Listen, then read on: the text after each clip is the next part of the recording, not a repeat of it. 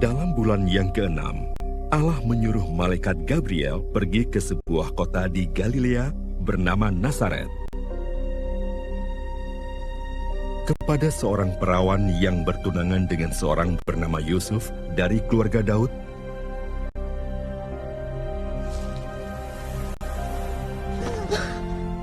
Nama perawan itu Maria. Ketika malaikat itu masuk ke rumah Maria, ia berkata, "Salam, hai engkau yang dikaruniai, Tuhan menyertai engkau." Maria terkejut mendengar perkataan itu, lalu bertanya di dalam hatinya, apakah arti salam itu? Kata malaikat itu kepadanya, "Jangan takut, hai Maria, sebab engkau beroleh kasih karunia di hadapan Allah. Sesungguhnya engkau akan mengandung dan akan melahirkan seorang anak laki-laki, dan hendaklah engkau menamai dia Yesus. Ia akan menjadi besar dan akan disebut Anak Allah yang Maha Tinggi. Dan Tuhan Allah akan mengaruniakan kepadanya tahta Daud, bapa leluhurnya. Dan ia akan menjadi raja atas kaum keturunan Yakub sampai selama-lamanya, dan kerajaannya tidak akan berkesudahan." Kata Maria kepada malaikat itu, "Bagaimana hal itu mungkin terjadi? Karena aku belum bersuami." Jawab malaikat itu kepadanya, "Roh Kudus akan turun atasmu, dan kuasa Allah yang Maha Tinggi akan menaungi engkau. Sebab itu anak yang akan kau lahirkan itu akan disebut kudus, Anak Allah. Dan sesungguhnya, Elisabet sanakmu itu, ia pun sedang mengandung seorang anak laki-laki pada hari tuanya. Dan inilah bulan yang ke-6 bagi dia, yang disebut mandul itu. Sebab bagi Allah tidak ada yang mustahil." Kata Maria, "Sesungguhnya aku ini adalah hamba Tuhan. Jadilah padaku menurut perkataanmu itu." Lalu malaikat itu meninggalkan dia.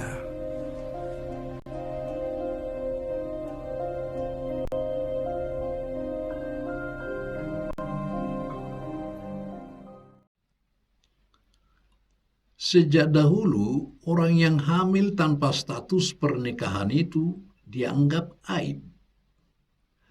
Karena itu, siapapun perempuan yang mengalaminya akan menutupinya sedapat mungkin. Bila ketahuan, pasti mendapatkan sanksi sosial, dikucilkan, dan harus menanggung malu. Dalam budaya Yahudi sewaktu Maria hidup, hukumannya dirajam batu karena dianggap berzinah. Karena itulah, ketika malaikat Gabriel datang kepada Maria memberitahukan bahwa dia akan mengandung, Maria berkata, "Bagaimana mungkin itu terjadi? Karena aku belum bersuami." Maria pasti membayangkan betapa dahsyat hukuman yang akan diperolehnya. Ia pasti bergolak secara mental. Apa kata orang dan apa pembelaan yang akan disampaikannya?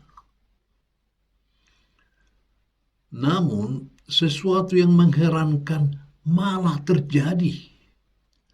Maria justru memilih untuk mempercayai pesan itu. Bagaimana mungkin seorang perempuan belia justru menunjukkan pilihan iman yang begitu dewasa? Iman memang selalu punya dua sisi yang bersifat ambivalen.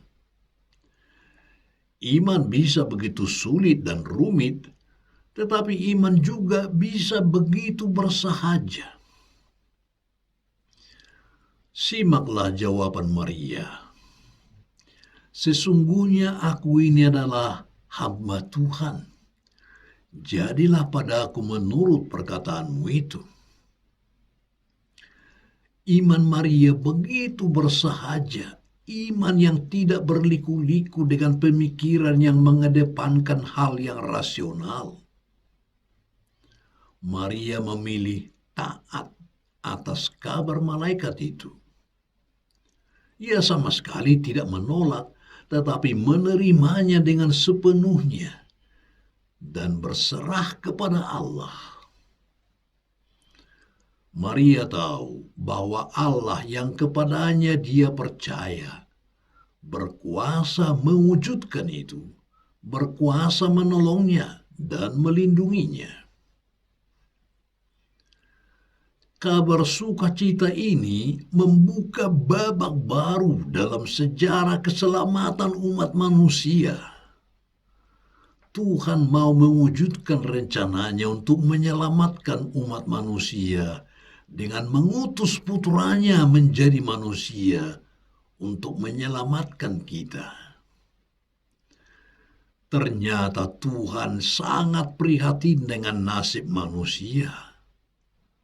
Ia sama sekali bukan acuh tak acuh akan penderitaan manusia, tetapi dia secara aktif dan partisipatif terlibat dalam sejarah keselamatan manusia.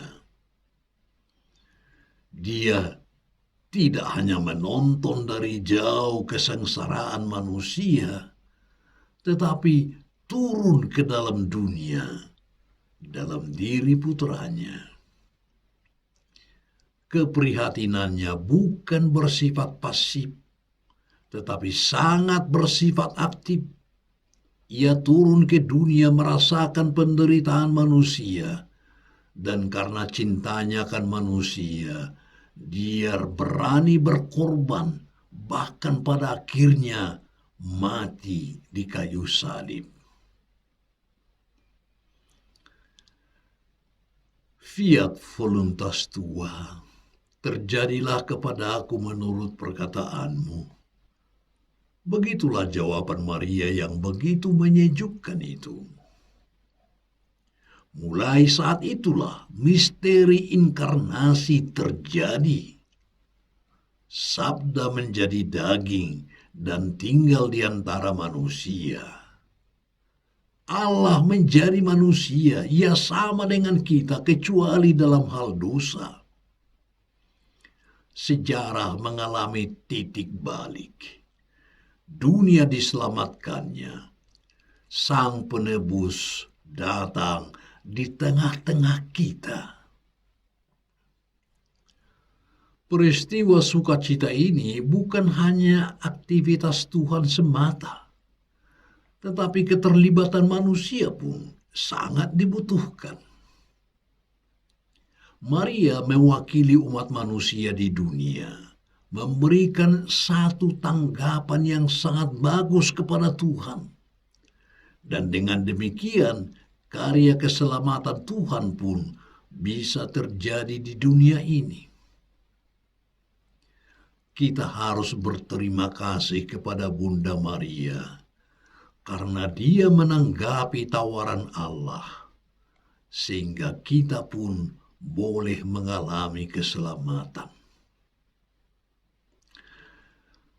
Seperti Maria yang melahirkan Kristus, kita juga dipanggil untuk melahirkan Kristus dalam kehidupan kita, agar dunia diselamatkannya.